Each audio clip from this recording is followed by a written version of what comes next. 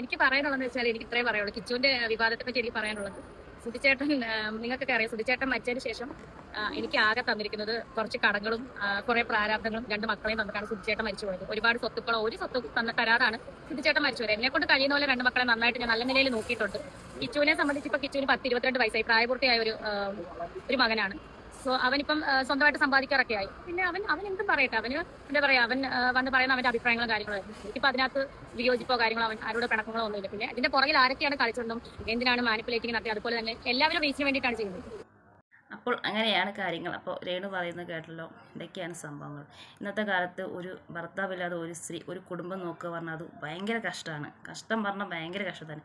ഭർത്താവുള്ള ആൾക്കാർക്ക് ഇന്ന് കുടുംബം നേരെ നോക്കി കൊണ്ടുപോകാൻ പറ്റുന്നില്ല. കാരണം കടങ്ങളും പ്രശ്നങ്ങളും ബുദ്ധിമുട്ടും പ്രാരാബ്ദം അതും ഇതൊക്കെ കാരണം കൊണ്ട് അവർക്ക് സമാധാനമില്ല. എത്രയോ ആൾക്കാർ ആത്മഹത്യ ചെയ്തു പോകുന്നു ഇല്ലേ, ചെയ്യുന്നില്ലേ. പിന്നെ കിച്ചുവിനെ പൈസ കൊടുത്ത കണക്കിൻ്റെ കാര്യം സ്ക്രീൻഷോട്ട് എടുത്ത് കാണിച്ചു പറഞ്ഞു. അവരത് കാണിച്ചതിൽ കാര്യമുണ്ട്. കാരണം കുറേ ബ്ലോഗർമാരെടുത്ത് കിച്ചുവിനെ പൈസ കൊടുത്തിട്ടില്ല, കിച്ചുവിന് ഒരു രൂപ പോലും കൊടുത്തിട്ടില്ല, അവൾ അങ്ങനെ നോക്കിയില്ല ഇങ്ങനെ നോക്കിയില്ല എന്നൊക്കെ പറയുമ്പോൾ അവർ ഒരുപാട് സഹികെട്ടാണ് ചെയ്യുന്നത് അല്ലേ. ഇന്നത്തെ കാലത്ത് പിന്നെ ഏതെങ്കിലും മക്കൾ പറയുമ്പോൾ ഏതെങ്കിലും അമ്മമാർ പൈസ അയച്ചു കൊടുക്കുമോ? ഒരു സാധാരണപ്പെട്ട ഒരു അമ്മയാണെന്ന് വെച്ചാൽ അത് ചെയ്യുമോ? ഒരു മകൻ വന്ന് പൈസ ചോദിക്കുമ്പോൾ പെട്ടെന്ന് ഒരു 10,000 20,000 രൂപയൊക്കെ നിങ്ങൾക്ക് അയച്ചു കൊടുക്കാൻ പറ്റുമോ? അതോ ലക്ഷങ്ങൾ അയച്ചു കൊടുക്കാൻ പറ്റുമോ? ഇല്ല. 500 എങ്കിൽ 500, 100 100 100 അവരത് ചെയ്യുന്നുണ്ടല്ലോ. ഇപ്പം നമ്മുടെ മക്കൾ തന്നെ വന്ന് നമ്മുടെ അടുത്ത് അമ്മ എത്ര പൈസ എനിക്ക് വേണം പറഞ്ഞാൽ 100 ക്വസ്റ്റ്യൻ ചോദിക്കില്ലേ, ചോദിക്കില്ലേ? എന്നിട്ടല്ലേ നമ്മളൊരു 10 രൂപ അവർക്ക് കൊടുക്കുള്ളൂ.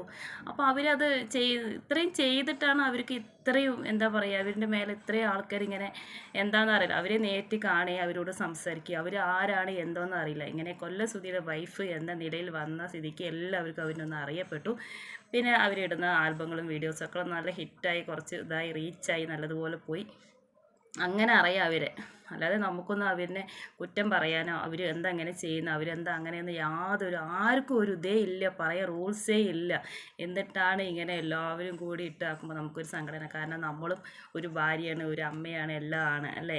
അപ്പോൾ നമുക്കിത് ഒരാളെ കുറിച്ച് ഇങ്ങനെ പറഞ്ഞേക്കുമ്പോൾ നമുക്കൊരു സങ്കടം തന്നെയാണ്. എന്തിനാ വെറുതെ ആവശ്യമില്ലാതെ ഒരാളെ ഇത്ര ഇങ്ങനെ ഇട്ട് ആക്കേണ്ട ഒരു ആവശ്യമൊന്നും ഇല്ല. എന്തിനാ ഞാനിട്ട വീഡിയോസിൻ്റെ താഴെ തന്നെ കുറേ നല്ലവരും രേണുസുധീനെ കുറിച്ച് നല്ല അഭിപ്രായം പറഞ്ഞവരും കമൻറ്റ് ഇട്ടിട്ടുണ്ട്. അതുപോലെ തന്നെ മോശമായി പറയുന്നവരും കമൻറ്റ് ഇട്ടിട്ടുണ്ട്.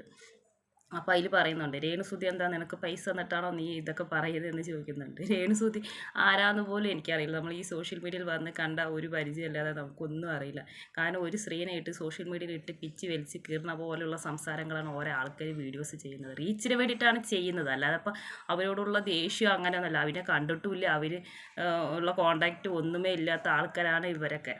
റീച്ചിന് വേണ്ടിയിട്ട്. കാരണം രേണുസുധി എന്ന് പേരിട്ടാലേ റീച്ചാണ്. അത് രേണുസുധി പറയുന്നുണ്ട്. രേണുസുധി എന്ന് വെച്ചിട്ട് ഒരു ഹെഡിങ് കൊടുത്താൽ തന്നെ അവിടെ വീഡിയോസ് വൈറലായത് സത്യമാണത്. സത്യം തന്നെയാണ്. ഞാൻ ഒരു എന്താ പറയുക ഫേസ്ബുക്കിൽ കണ്ടായിരുന്നു, ഒരാളുടെ ഫേസ്ബുക്കിൽ CM ടൂൾ കിട്ടുന്നില്ല.